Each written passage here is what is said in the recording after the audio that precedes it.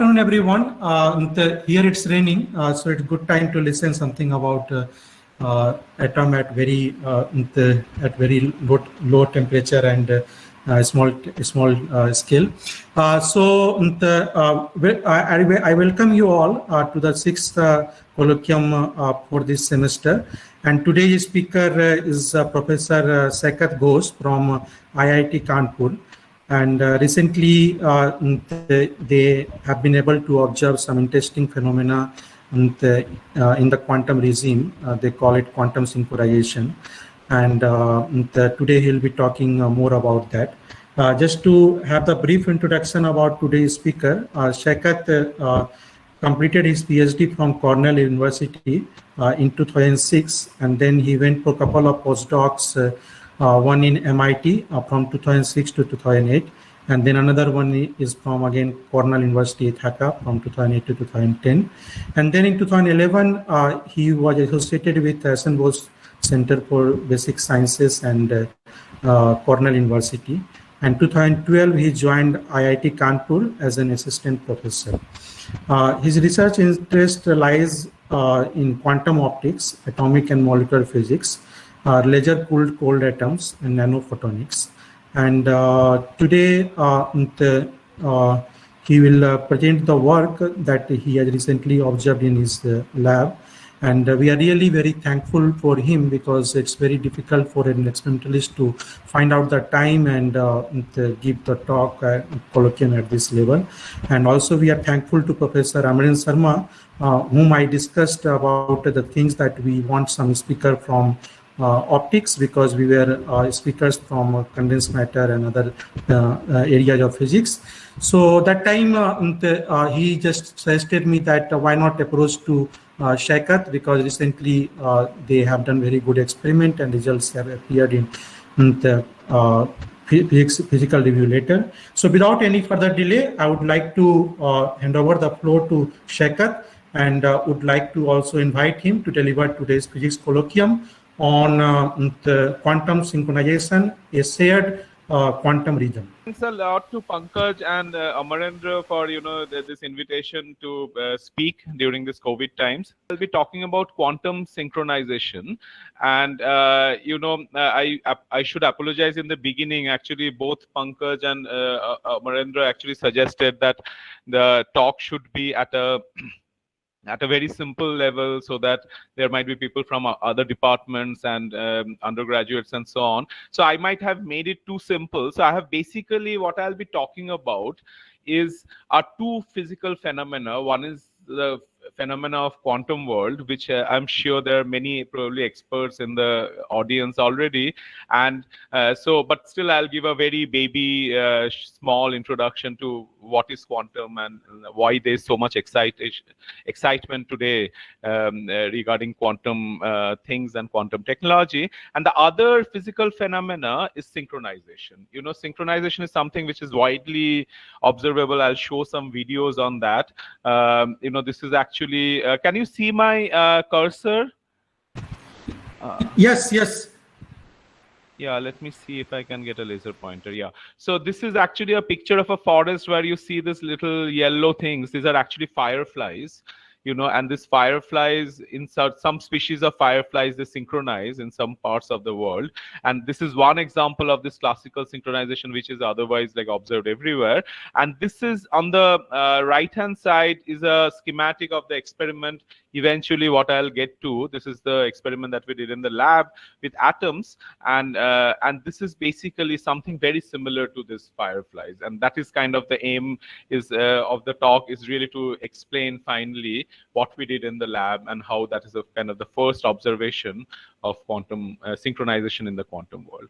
So first I'll start with the first, there are two quantum in the title. So I'll start with the quantum world, and what we mean usually by the quantum world. These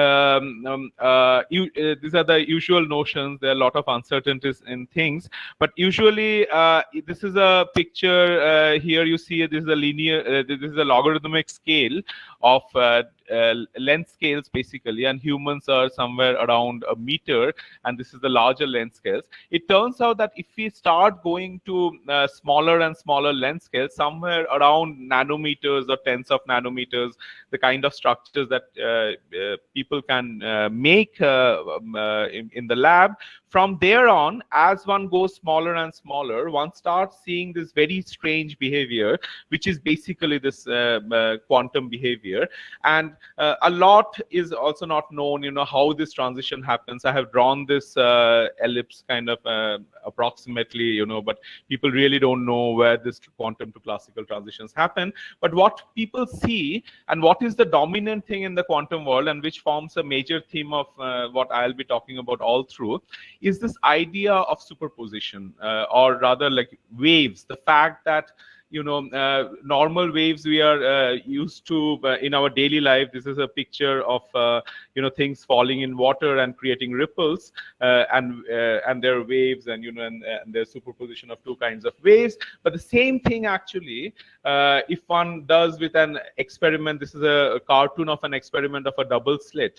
So two slits, and you're sending in particles like which have masses, like massive particles like electrons, and one can actually see exactly similar waves when you go to that kind of length scales. And this is kind of at the very core of quantum mechanics, is this phenomena that things can superpose. In fact, I just wanted to show this snapshot. People actually did this experiment, and this was voted as a most beautiful experiment of last century. So this is what one is looking at, are basically a screen, and before the screen there are two very tiny slits, and one is actually sending in one electron at a time, and the electron is actually going, like normally we would think, going through this slit or that slit, and then it's falling on the other side. And so after a while you see like every white spot is basically an electron, and they're kind of randomly scattered on the screen. You don't see any signature of the fact that there are slits, but as you run more and more, you still see the random scatter.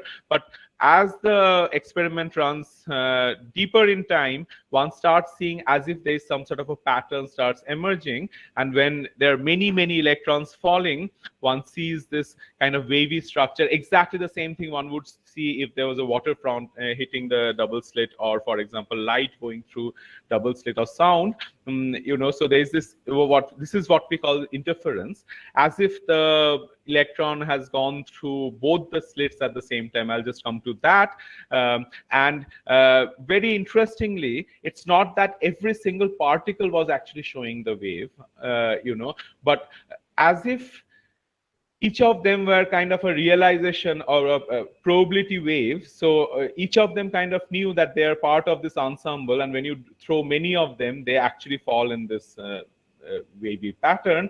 And this is a very simple maths. This is how presently the language that we have, which is called quantum mechanics, explains this observation of single particles falling, that normally we would have expected, if there were electrons going through, they would either go through this hole or that hole, and one would have expected a peak here or there. But that's not what one sees. One actually sees as if they're behaving like waves, and the description is that one can actually name the state of electron going through one state as S1, the other as S2. Then it's kind of a vector sum, and what we see is actually a mod square of that. And if you just accept that, then you can explain exactly the kind of interference fringe one sees. And in the process, the description of a particle becomes as if they are actually probability waves, like they are actually carrying an amplitude with them, the mod square of which actually gives the probability of where the particle would fall. So, these are just for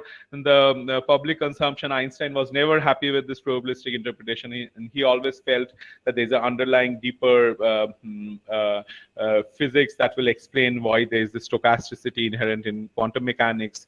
But for example, later, so famously he said that, as I have said so many times, God doesn't play dice with the world. He's kind of quite upset. He's saying this in 1943, but at the same time, later people like Stephen Hawking and many others strongly supported this view, given that this theory has been extremely successful as a physical theory of prediction. But it has also led to very interesting consequences. For example, the Schrodinger cat paradox, where Schrodinger actually tried to cook up a phenomena where this quantum world at that small scale actually gets attached in a very clever way to a macroscopic world that we know. In this particular case, a poison actually gets released if a particular quantum decay happens, and that poison can kill a cat, and it can go from a macroscopic state of a living cat to a dead cat. But if one actually does the maths, one actually sees that unless one opens the box to see what happened to the cat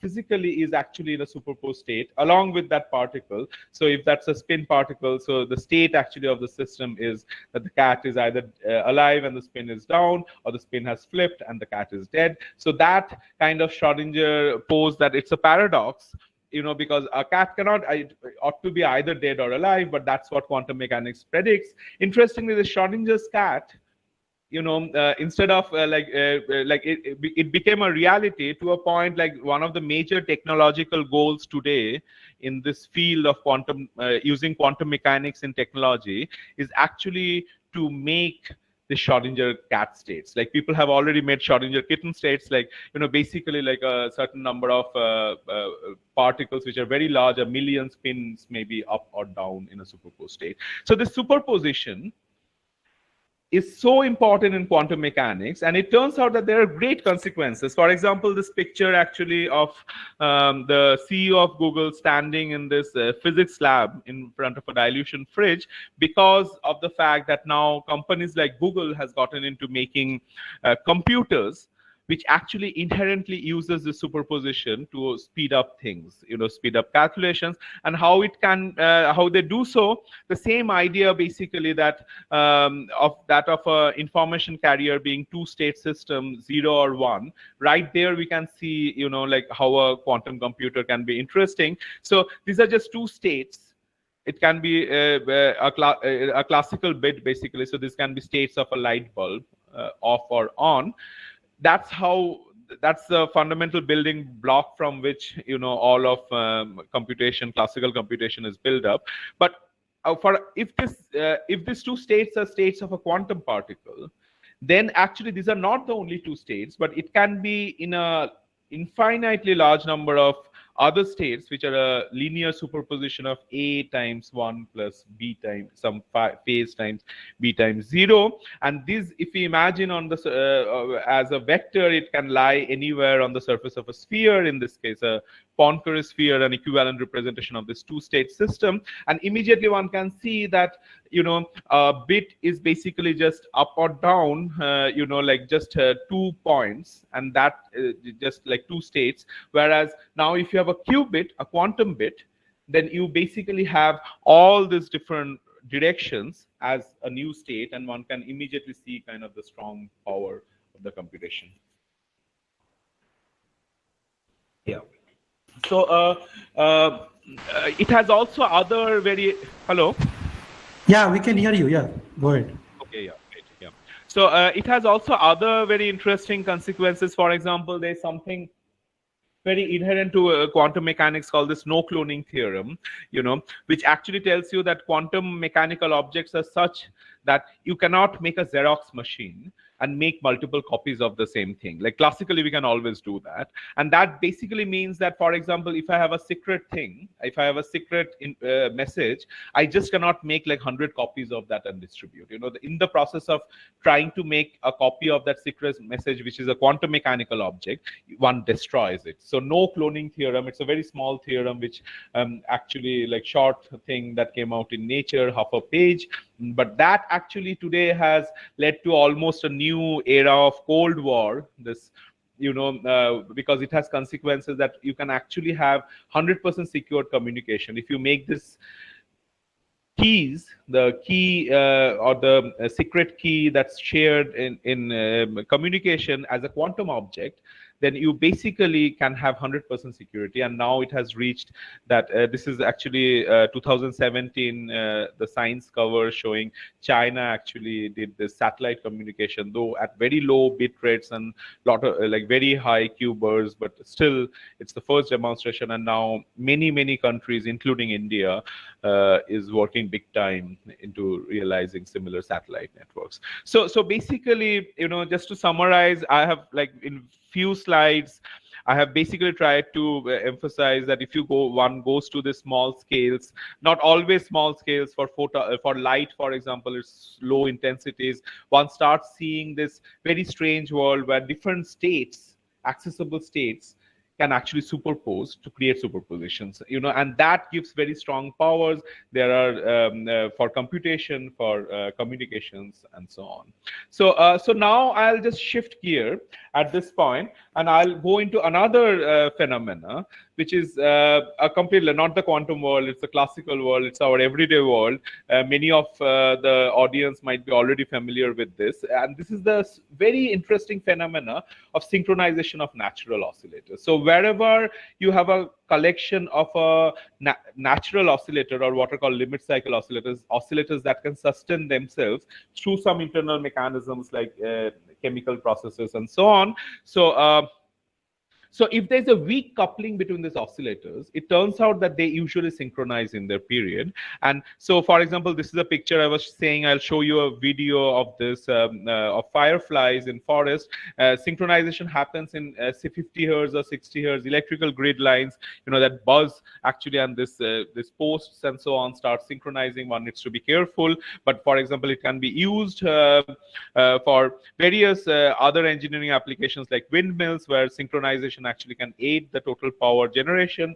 It turns out that our muscles, even our heart pumping is a synchronization process, a classical synchronization process. And more people are saying that even our brain, actually there might be like long-term memory and perception, and so on, might actually be just synchronized neurons, basically. So it's basically like I'm just giving you a very short, even like examples we know in our daily life. For example, like when you will see that at the end of a performance, people start clapping, and initially the claps are all like scattered, but then eventually they synchronize. Mexican waves in galleries, like they're like, you look everywhere. Once you're familiar with this, you see this phenomena everywhere. And it's interestingly, such a wide scale phenomena was actually scientifically studied comparatively recently, 1665, 350 years back or so, by Huygens, where he would come back from his lab every day, and he would see this like pendulum clocks on the wall actually starting to synchronize, and no matter how he would set these things, and you see that these pendulums, they have internal mechanisms, but nevertheless, he figured out that actually the coupling to the there's a very weak coupling between them through the wall vibration. And actually, as he would put them further and further away, he would see that they will take longer to synchronize, but eventually they'll synchronize. So it seems like some sort of a steady state, ground state behavior. So let me just show. Hello. Saikat, Saikat, it's going fine. It's going fine. Yeah, we can see. Fine. So I just want to show the first video. I don't know whether the sound will come in. If not, let me just explain anyways the video. This one can actually see it in YouTube. These are what you are seeing are actually metronomes. Each of these things are they have their internal mechanism to actually continue a pendulum. So this is a modern version of Huygens experiment. So these metronomes actually are all set at different periods, and initially they start randomly, but this is placed in a little wooden block, and once the block actually is placed on something that moves, they talk slowly. There's a weak communication, and that starts synchronizing them. So I don't know, can you hear the sound? No sound we cannot hear, but we can see the video. Yeah, so then, so actually there's initially you just see random noise, a very noisy sound. Now he has put it on 2 Coke cans, and now there's a weak coupling. You see that this pedestal is kind of moving in a strange fashion. And after a while, now if you could have seen the sound, you see that slowly they're starting to synchronize, and after a while they'll be perfectly synchronizing, going from this side to that side. So that's kind of the thing, and it's a very well studied field. It's let me just stop this.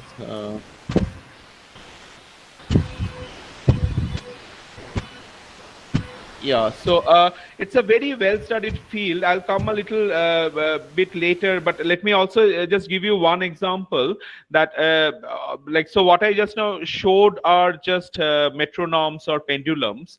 They have an internal mechanical or battery to continue their periodicity, but nevertheless, this weak external coupling synchronizes them. But this happens also in living organisms. As I was saying that, like claps in a stadium actually synchronize, not because people are trying to synchronize. Similarly, one very spectacular thing that happens are actually with fireflies. So this is since the sound is not coming, I'll skip this video also. So this is one video where you can actually see there are certain kinds of fireflies in some parts of the world, like Indonesia or US, Southern America, where they actually, like any other firefly, they first start glowing in the evening.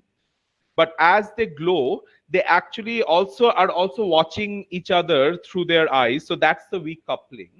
But somehow that weak coupling, you see that there is a chemical mechanism which is actually making them glow, which is connected through their breathing. But that little optical feedback starts synchronizing all of them.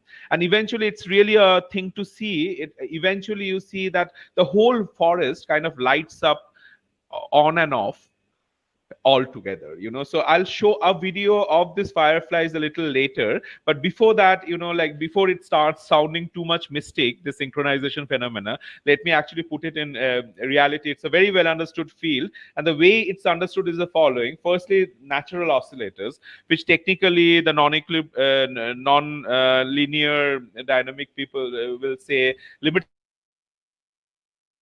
cycle oscillators, which is basically a nonlinear. And so for now, for the students, you can think of any oscillator we are usually comfortable in thinking in the position and the momentum space, so phase space. And a normal harmonic oscillator will be basically a single point, a driven harmonic oscillator. So there's an external driving. A limit cycle oscillator is very much like that, except that for a harmonic oscillator, that particular point is the amplitude and this is the phase. But a limit cycle oscillator, there's a fixed amplitude, that's the blue line or the gray line. The gray line doesn't have a fixed amplitude, but just consider first the blue line. So it has a fixed amplitude, but there is no definite phase. And more importantly, it might not even have a fixed amplitude. Like, for example, a limit cycle might also have something like this. But you see that it's basically its phase is completely undetermined. And so how it's maintaining the amplitude, it's not being driven externally. It has an internal mechanism. So it has nonlinear damping and nonlinear gain. They kind of balance each other to come to this point. And so basically the nonlinear reservoirs and the nonlinear system is basically driving it. And just to tell you how this is different than a harmonic oscillator. So this picture, this two images are kind of good to understand it. So a simple harmonic oscillator, if you see it in time, it will look like this: a sinusoid oscillating with an amplitude and a phase. So and the phase is basically is the phase of that of the of the driving. So if you actually perturb it, so if you give an external perturbation, it will first, like, the amplitude will change, but eventually it will die out and it will settle back down to its original phase. Whereas a limit cycle oscillator, it otherwise looks exactly like a driven oscillator, but when you give a phase, you see that it actually locks to that phase and it starts following that. So this is the point where actually just an external driving, it synchronizes to that. And that's basically this thing, that if you put a small little perturbation, a very weak perturbation, such that it's only along the phase direction, not along the not along the radial direction, in that case it just locks to that phase perturbation. And when you see that, so basically for the fireflies and all of these, there are this weak perturbations which are coming from the optical feedback. In case of the metronomes, the weak perturbation is coming from the coupling of the base, and it just locks, and eventually physically you see that all of them are have the same period. So that's the basic idea. And people, so you always in synchronization, people start with limit cycle oscillator, but one of the simplest case is basically a limit cycle oscillator coupling to an external reference. But also this limit cycle oscillators can couple to each other, forming a network. So this is kind of the case of a firefly that I was showing earlier, or 1D version was that metronomes, mutual coupling. This is a very interesting combination where you have a master, so something that is driving all of them. So all of them are coupled to the master, but the master is not coupled to the others. So the master is basically driving it, and all the slaves synchronize to the master. So this is kind of a special case of that. There can be a global coupling to which the system synchronizes. So this particular case actually forms kind of the crux of the experiment that I'll be talking about. But let me show you, since I have been constantly talking about fireflies, let me at least show you this one video. This video is actually of it's a video of an experiment that was done in, I think, Indonesia or Malaysia, where actually people ask this question that fireflies are like synchronizing to each other, but what happens if I actually put a LED there, which kind of has the same, close to the same periodicity as that of the fireflies? Are they going to synchronize to the LEDs? You see that the LED doesn't have any feedback. The LED doesn't have a detector such that it can adjust its periodicity. It's not a nonlinear oscillator. It's a driven oscillator. But that flashing light, so that's basically this video. Hello? Yeah, I'm still there, no? Yeah, it's visible, yeah. Okay, yeah.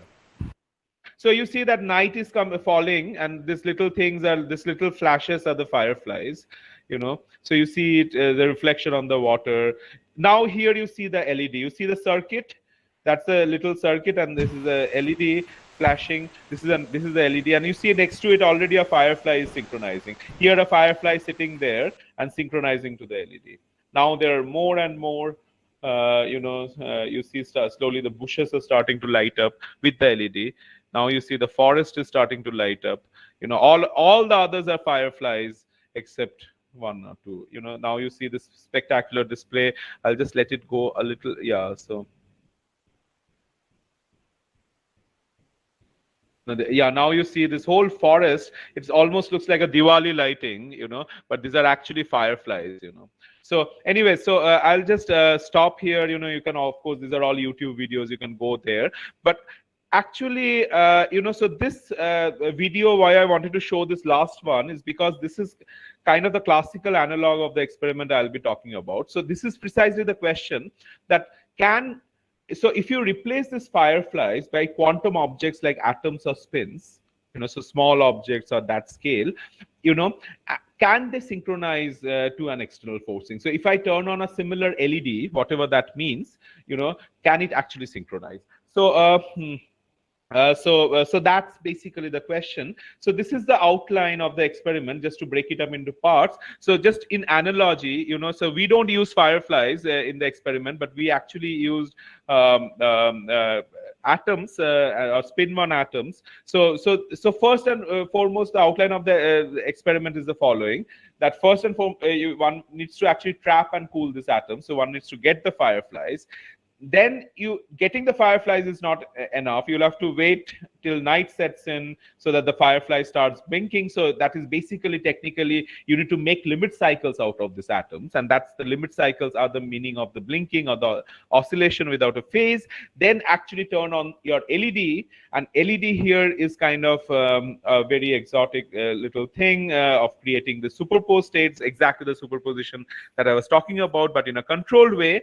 And then finally, there's a very strange thing about this quantum systems that, you know, you also need to engineer the reservoir, or rather you need to kind of engineer the environment that these atoms are in. So this is similar to, you know, like the fireflies will only synchronize when it rains, the way it's now raining in Guwahati. So like that, you'll have to make it rain. So you'll have to actually do something like reservoir engineering. So these are the 4 parts, and I'll precisely break it up into 4 things. And for us, actually, for the technical people, you know, we don't have fireflies, but we have a spin-one system. The state of the spin-one system is equivalent to the firefly, which is basically, I'll be talking mostly in terms of a density matrix representation of that state. So So the first is to catching the fireflies, and here we do something very, very well known, like 35-year-old field of laser cooling and trapping. So we basically do standard laser cooling. This is an image of actually the experimental setup. Everything is it looks like everything is home built. So this little wire bunch you see, this actually forms the magnetic coils, like bias coils, but in between there's a little glass cell. It's a tiny little instrument with some pumps, but in that glass cell, basically when we send in light from all directions and turn on this magnetic fields, the light kind of starts hitting the atoms and eventually cool them down. And when we do everything right, you get this, we collect this about 1 million atoms cool down to 50 microkelvin. So this is actually like a mobile camera image of that cloud. If you come to the lab, you can see it naked eye, actually. So that's catching the atoms. The next is actually you need to make them blink, so preparing the limit cycle. And so that's actually something technical. We trapped the atoms in this spin hyperfine state, 87 rubidium F equals 2, and then optically do optical pumping. This is just a technical atomic physics thing. We kind of make these atoms come down after we have trapped them. We cool, turn off magnetic fields, turn off all fields. In the free falling state, we prepare the atoms in F equals 1 and exactly in this middle state. And it turns out that if you take, so now we are in a spin 1 manifold. Now if you look at the spin 1 manifold and you see, if you prepare the spin, in the middle state, and then take this and plot them in something called a spin coherent basis, a very simple, like a combination of these 3 states in theta and phi, so that you can actually plot it on the surface of a sphere. So if you actually have all the atoms in this state, that actually corresponds, this is a representation in that surface of the sphere. So you're looking at the state, but in this what I call this phase-space representation. So it's actually is all along the equator, and it exactly looks like a limit cycle. So you see that one needs to be careful for atoms because there are no position and momentum. There's a spin degrees of freedom, but nevertheless there is a phase-space representation, and here there is a state which actually is do not have a particular phase. Basically, so that's so this is the preparation of the limit cycle, and then so this entire part is state preparation. So now I'll come to the most interesting part. How long do I have? Hello, Pankaj. Yeah, 25 minutes more. 25 minutes. Okay. So now I'll come to the interesting part, which is basically, so just to summarize, I have talked about 2 technical things. Firstly, the first one was stopping and cooling the atoms down to 50 microkelvin as a cloud, and then preparing the internal state of the atoms to a state which if one plots in a phase space, one sees that it corresponds to a limit cycle.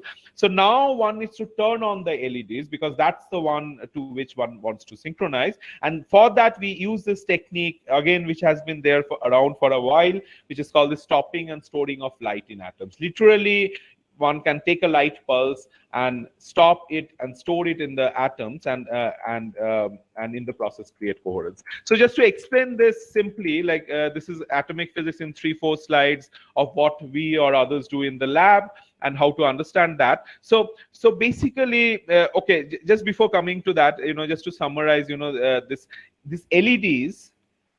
Well, I have been constantly saying that these LEDs are very special. So I just said stopping and storing of light, but this is done by creating actually superposed states of these atoms, so superposed ground states. And how that superposed states are done, so exactly the same superposition I was talking when I introduced the quantum state. So 2 states, how one can actually create superposition experimentally. So this is a typical atomic physics experiment. You're sending one is sending in a laser light through a glass cell, with atoms. The atoms are flying in and out. If the laser frequency is resonant, as in like the frequency is basically equal to the difference of the energies of the 2, one will actually create this coherent oscillation. So this is like quantum 1. To solve this problem, there's the Rabi problem. One actually can take the coupling, which takes the atom from the ground state to the excited state and back. solve it, and in the solution itself we see that we always write it as a superposed state, so that's already there, so and the solutions are basically cosines and sine. So if one actually plots the solution, so the mod square is the probability, so one actually finds that except for the top and the bottom parts, every other point here is actually a superposed state. So in principle, this actually tells us that even if there are superposed states in tube lights where light is interacting with atoms, except that life is not that so kind, because it turns out that the atom is also sitting in an environment, and as a result, these excited states have a lifetime. We all know this. We learned this in 12th standard. So it decays out. And as a result, what practically one sees in the spectrum is actually not a delta function, but kind of spread out. And this line width is actually a signature that the atom, has like the excited state is short-lived, and it very quickly decays out, and so it's not good actually for studying superposed states. So the people have actually extended, as a result, very clever tricks. This was in early 1990s, late 1980s, where they actually realized that ground states are long-lived.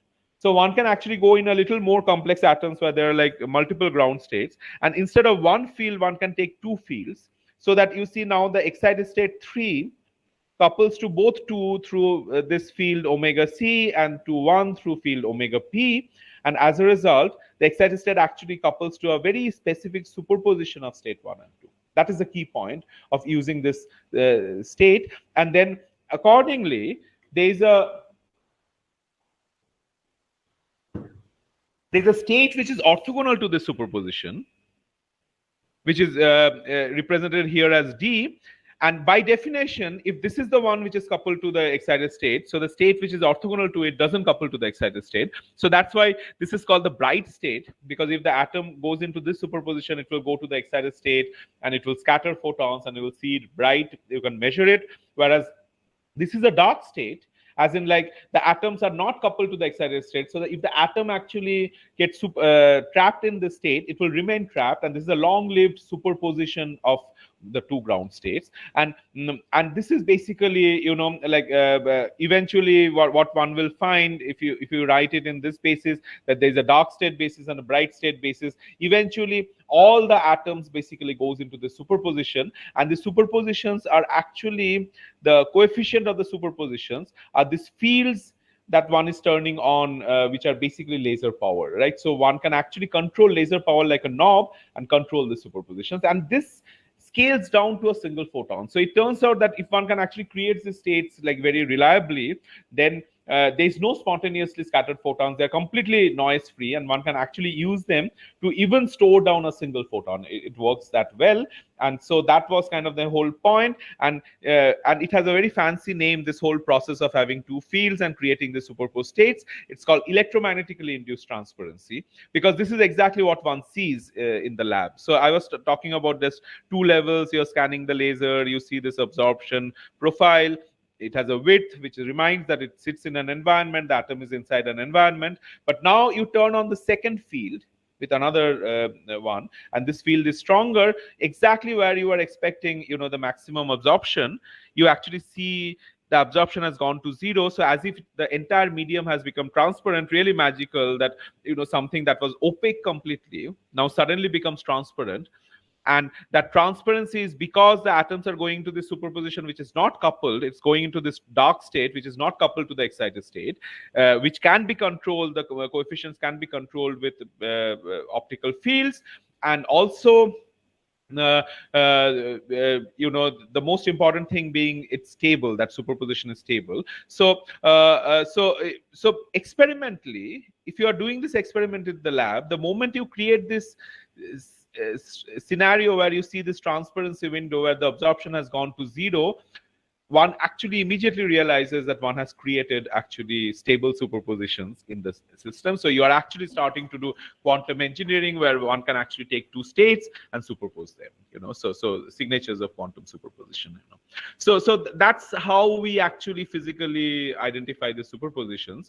So just this is a technical part that it turns out that we usually do not talk of superposition of states, but we talk in density matrix, and superposition actually is equivalent to this off diagonal terms of the corresponding density matrix, which is usually called the coherence, as opposed to the diagonal terms, which are just populations.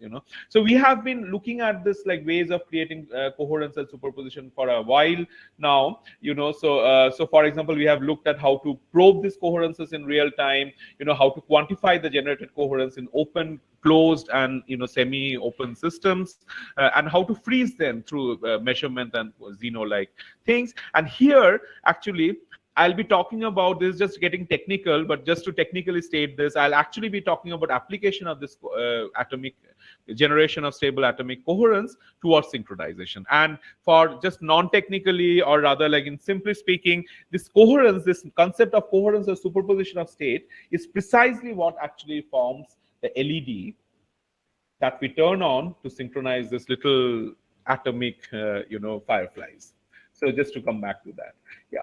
So this is how a typical experiment actually goes. This is how the LED works. So, or rather, the stopping and storing of light happens. So just imagine like a light pulse, which here I represent by omega p. Just consider it as a field falling on a detector, and in real time one would see actually the light pulse actually going up and down like that. But now when we trap the atoms in the middle, the atoms actually absorb the light, and you basically see the absorption, and the whole thing flattens out. So that's basically just the two-level atom physics I was talking about. But now when we in the lab, when we actually turn on a second field perpendicular to this probe, in a perpendicular direction, what we find, so this was the absorbed light. Now we have turned on this field, and again the whole field comes out. But the interesting part is this superposition physics is such interesting because it tells us that when the field is coming out, it's actually coming out as a mixture of partly atomic and partly photonic. So that's a very coherent superposition. And the proof of that is the following. So this is another experiment where actually you don't need to keep the control field, this field, on for that long. You can turn it off a little earlier, and you see that the moment you turn it off, it was earlier coming out the entire thing. Now you have turned it off, so again it gets absorbed. So you have removed this field, and it gets absorbed. Now when you actually you wait for a while, and then you turn back on the control, and you see that that part of the field which remained comes out. How that is possible? So it happens because of the fact that in between, where actually you see no light coming out because there was no control, in between light was actually stored as a superposition of the atoms. So that's what I meant when I said that it's partly atomic, partly photonic. That actually, if one sees the total wave function of this atom photon system, it has a part which has this field, but it has also a part which is the superposition of these two states, and this is usually called a dark state polariton, because it's neither an atom nor a photon but a mixture of the two. And one can see that the same idea, that the mixing angles actually depend on this control and the probe fields, basically. So one can actually tune them in the lab. So this has been also there for about like 15 years or so, this storing light and stopping light. Now, what we did is to extend this idea to a spin-one system in the ground state. So it has 3 states, and now we have 2 control fields, and we do the same thing. But now you can see that there are 2 polaritons forming, because now there are 2 superposition. One is a superposition of these 2 states, and the other is a superposition of these 2 states. So if you call them 1, 2, 3, so there is a row 1, 2. But there is also a superposition row 2, 3. This is just means this density matrix elements just means superposition. So ideally that means that what you have a superposition of 2 polaritons or 2 atomic coherences. So when one retrieves the signal back, one should actually see just not row 1, 2, the stored part that was coming out, but now another coherence, and there is a relative phase between them, and the phase depends on the phase difference between these two outer states. So that's basically, so like the system, if it works fine, then you see that it exactly becomes like an atom photon interaction interferometer, where initially the photons actually get stored in between. There are two coherences, and later you can actually retrieve them back by turning back on the control. So let me come to how the experiments look like. So this is a typical experimental trace. You see that these are all probe pulses. These are all different experiments, and the probe is actually coming in. The control is being shut down, and later the control is being turned on, but it's turned on at different times. So we are changing the tau. This tau is the storage time, and in this region, when you see no signal, that's the region when actually it's only atomic state. Here it's only photonic, and basically overall the system is this dark state polarizer. So that's the thing, but is it actually doing what we expected it to do? So this is what we see next, that when we actually, that was the degenerate case. Now when we actually put a little magnetic field, you see that actually the recovery starts oscillating, which is basically saying that there are two coherences and there are relative phases between them. So that's the thing, and you can actually see this interference of these two coherences very beautifully. So here you see this is an experimental plot of the x-axis is magnetic field, and the y-axis is the relative phase between these two control fields. So we have two circular polarized light, and we are changing the relative phase between them. So as you change either of the two phases, you see interference range. So you basically see that this is not the usual memory, quantum memory for light that has been around, but this is actually a one where the two atoms are actually interfering. So that's and it turns out that actually creates this coupling, coherent coupling between these two fields. So that's the third part, which is this entire thing. Now when I'll come to this, so this entire process of actually taking this light and storing them at the instance when the light is stored in the atoms, that exactly corresponds to the LED, or this is the external driving. It turns out that this optical fields, the relative phase between them is what is creating the LED or the driving. And then finally, this is highly technical. So we basically, somehow I realized that in this talk, the first slide was missing. So what we actually did, it's very important that, the synchronization we did for spin one system was a realization of a prediction, which was made in 2018 by Alexander Roulet and Bruder. And they basically, their prediction was that, that you take a spin one atom, you create a limit cycle which is preparing the atoms in the middle state. That kind of people knew for a while. You create coherent coupling between them, and this coherent coupling actually immediately will try to synchronize, and the synchronization is complete for all phases when you have this decays. The decays are such that the decays basically decay the state to the middle state. So that's the experiment. So their prediction is the one that actually we kind of realized. So you see that one also needs to engineer the decay channels, and the decays are very interesting. The decays are basically the excited state and the 1 minus 1 and the 1 1, both of them decay to the middle state. They usually do not happen in nature like that. We decay them, we actually use do an reservoir engineering, where we actually use off resonant beams to actually engineer this. And this kind of gets technical. We intentionally phase mismatch them so that there is no coherence. They're only creating decoherence basically. So finally, this is the experiment. So what we do actually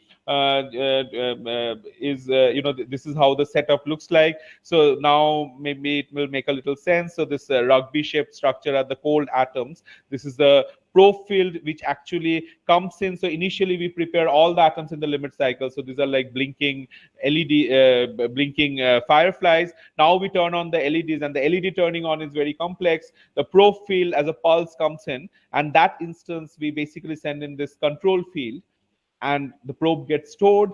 When it remains stored, that's the time the atoms actually synchronize. So this is the timing. I'll skip that. The whole experiment, actually there are like some 42 remote controls controlling various aspects of the experiment. That's just technical details. We also have a simulation of the Maxwell block equations, which actually simulates the system very well. We have been developing for a while through the study of coherence. So you can see there's a very good correspondence between the experiment and the simulations. So we use the simulations, fitting the simulation to the experiment to reconstruct the states and observe them, so basically do state tomography in the phase space. So this is how now the experiment looks like. I don't know, like I have said several things. If it now if we put all of them together, so initially so these are just lines showing. So initially we actually this point, when we actually recreate the state, it's a limit cycle. You see that it's along the equator. This is just a cartographic representation of the sphere.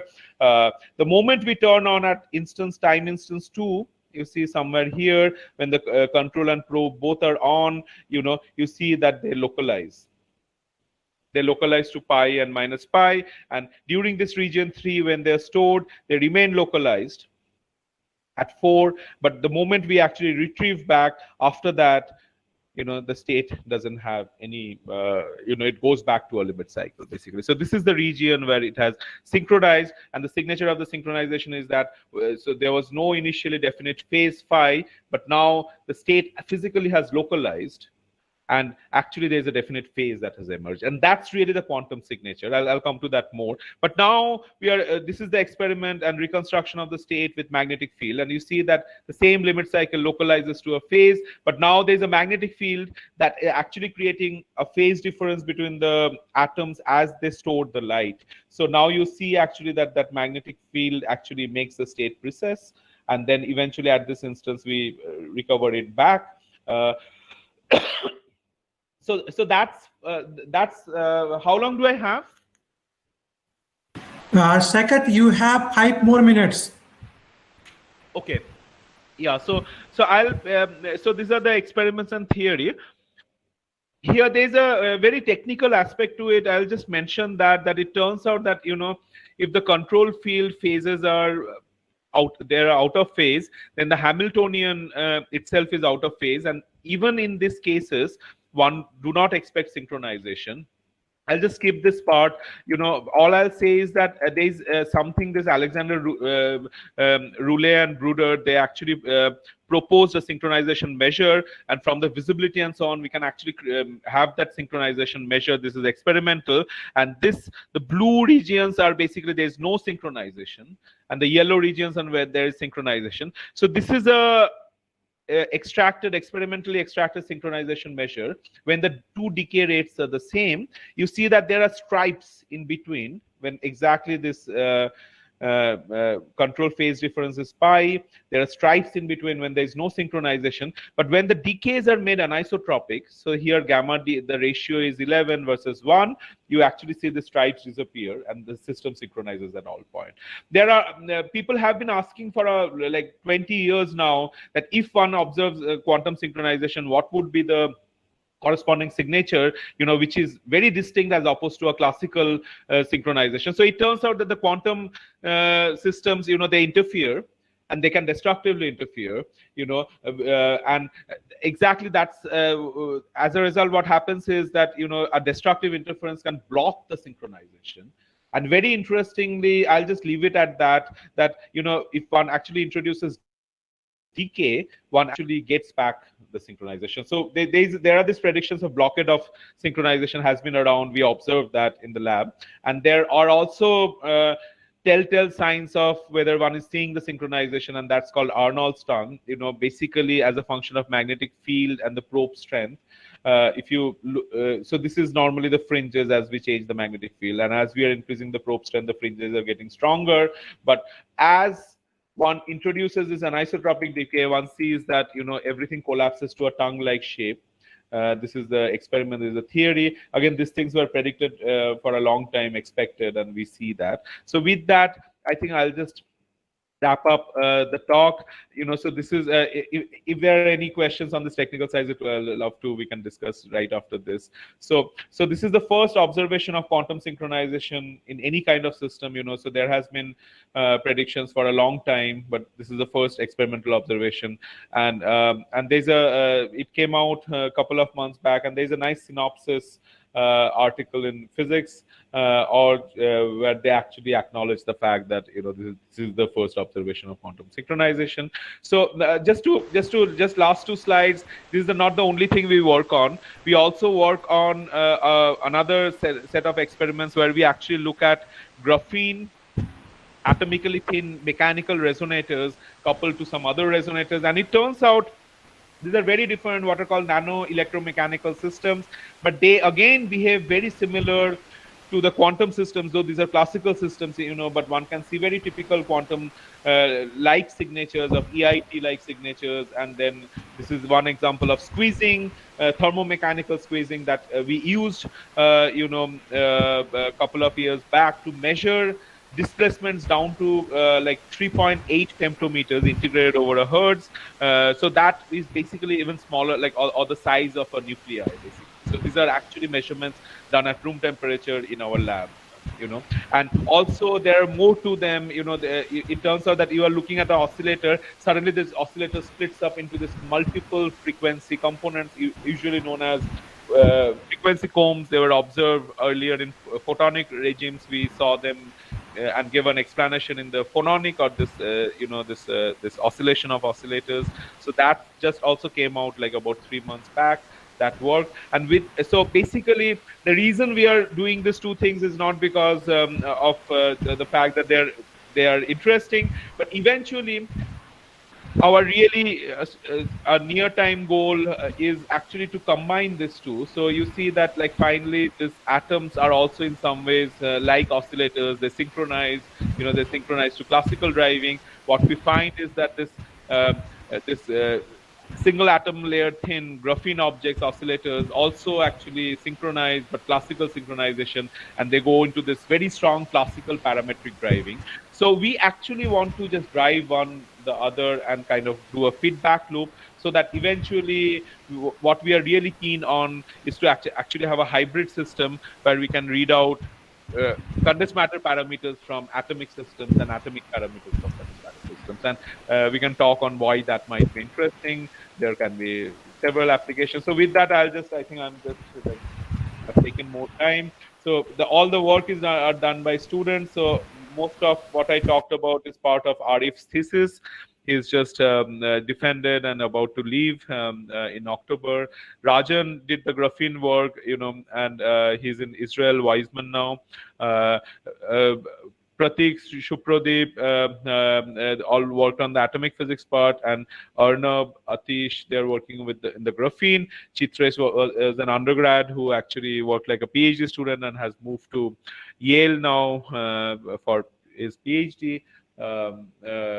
And I would also like to firstly thank Sai for really encouraging these experiments and being a very big enthusiast for quantum synchronization. Shorin, who also suggested the experiments, and also presently on these things actually with Shagor, Harsha, Anand, and IIT, we are talking all the time.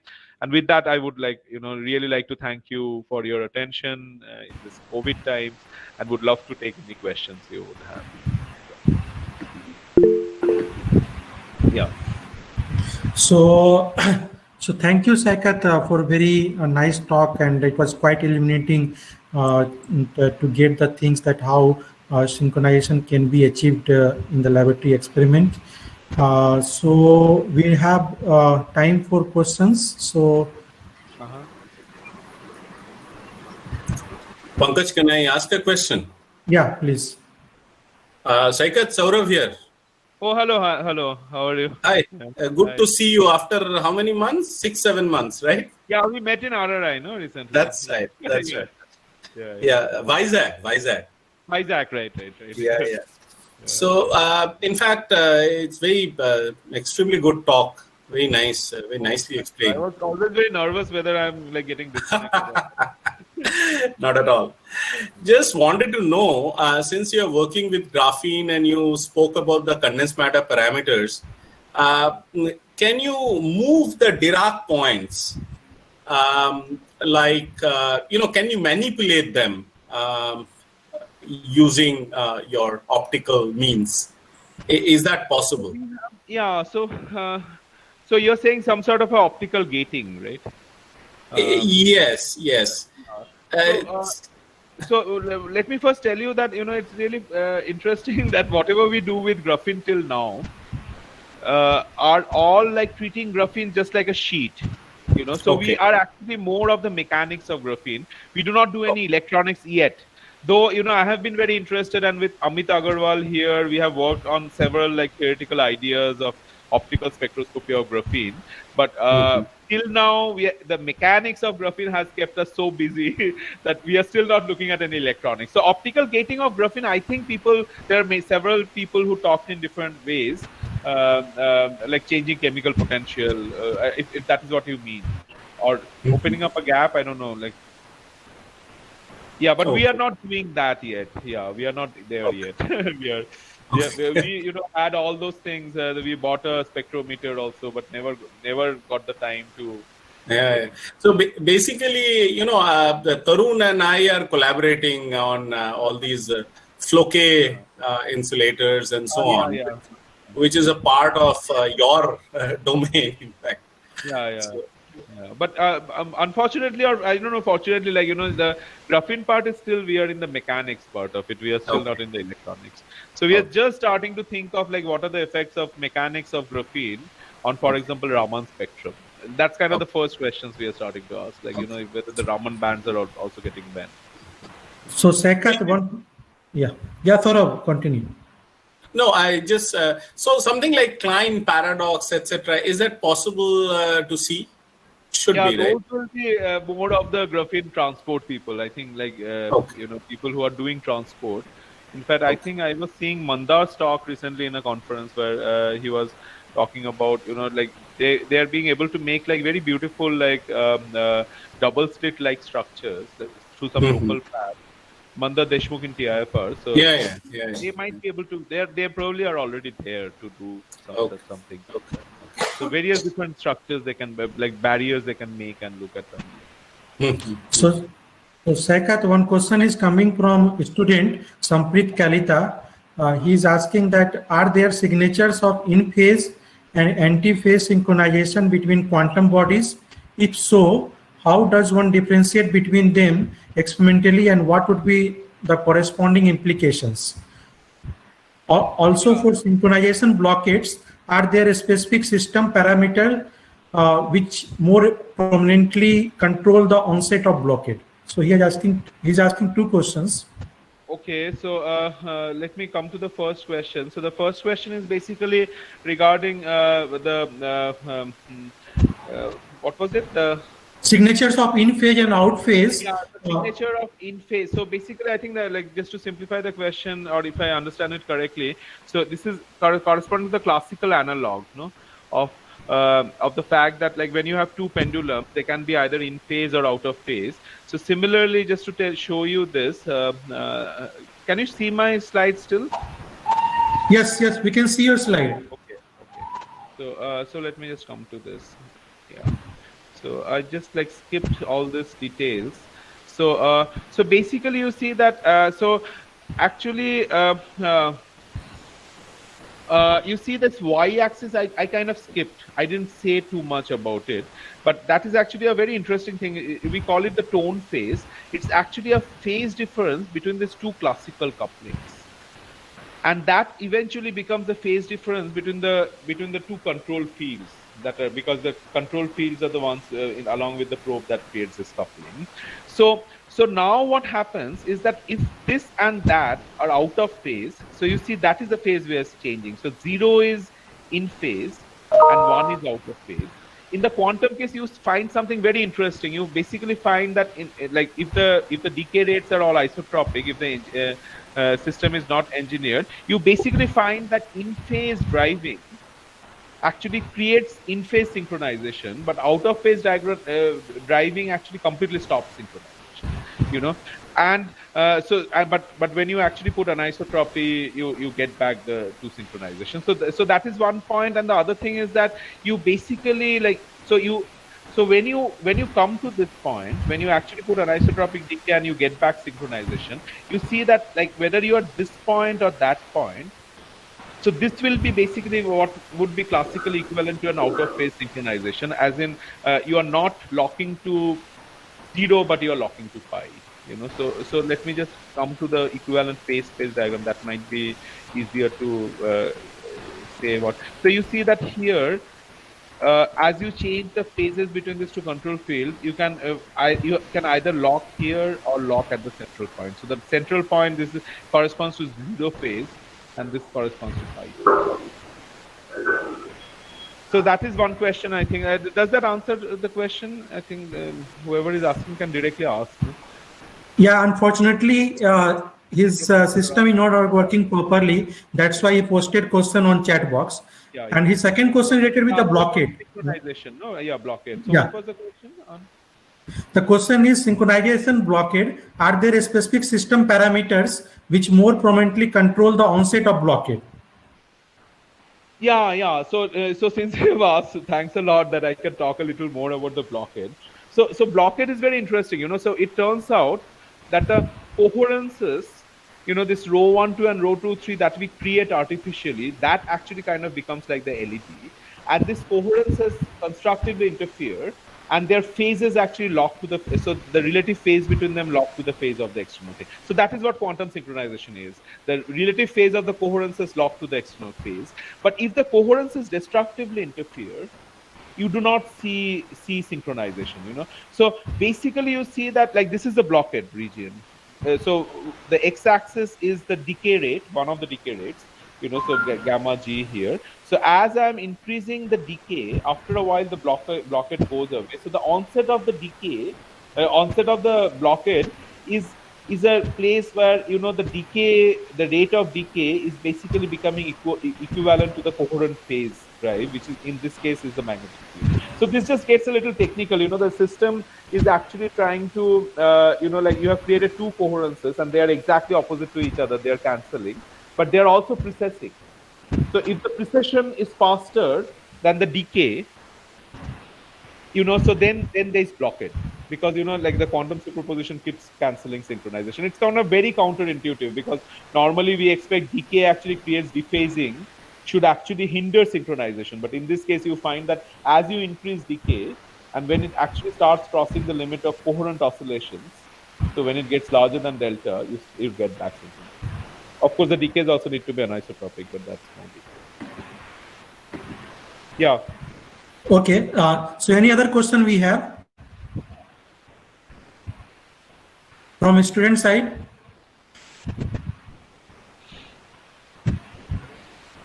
From any other question? Hello, sir. Yeah. Hello, yeah. Thank you, sir, for this wonderful talk. Sir, I want to ask, can we use this quantum synchronization theorem to find the Majorana fermion, because it's basically the particle and antiparticle superposition. So is it valid there? I don't know. Firstly, I don't know much of the Majorana physics. Secondly, you know, let me just tell you that synchronization is just not the emergence of a quantum phase. So one just needs to be a little careful of that synchronization necessarily also requires the system to be nonlinear, whatever that means for a quantum system, you know, in the sense that you see that the system actually needs to be in a limit cycle state. So whether the Majorana fermion, if you actually take it and like actually plot that state in some sort of a phase space, I don't know what phase space it is. The spin systems are plotted in the spin coherent state basis and in the Husimi-Q phase space, and you can identify a state which is symmetric across the axis, which is the definition of the limit cycle. I don't know of any representation of the Majorana fermion which actually gives such a thing. So basically my answer is I have no clue actually, but this question might be very important, and people who are well trained for this might be able to answer better. Can you please explain once again the limit cycle process? So the limit cycle is basically, like a state in the phase space which is symmetric about a particular axis and which remains symmetric about that axis. So if you actually see this Roulet and Bruder's PRL of 2018, which basically talks about quantum synchronization, and that their prediction is what we actually realized experimentally. So they are actually, if you see, they show that, for example, if you can take the smallest quantum system as a spin half system, and you cannot have a limit cycle for a spin half. Very interestingly, a qubit or a spin half system cannot be synchronized.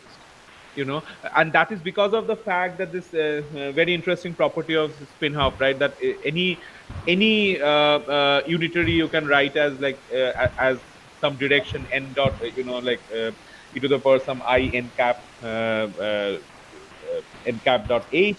So that n cap is the same as that of the expansion of the density matrix, which actually has an n cap dot sigma. So basically that means that whenever you apply a little field, the system will align to that. The only state that can be symmetric is the one which is aligned across the axis.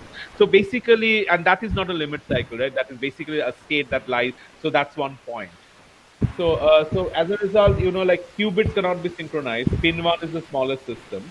And then every state you look at, every system you look at, you first need to, as important of synchronization is also to realize first a limit cycle state.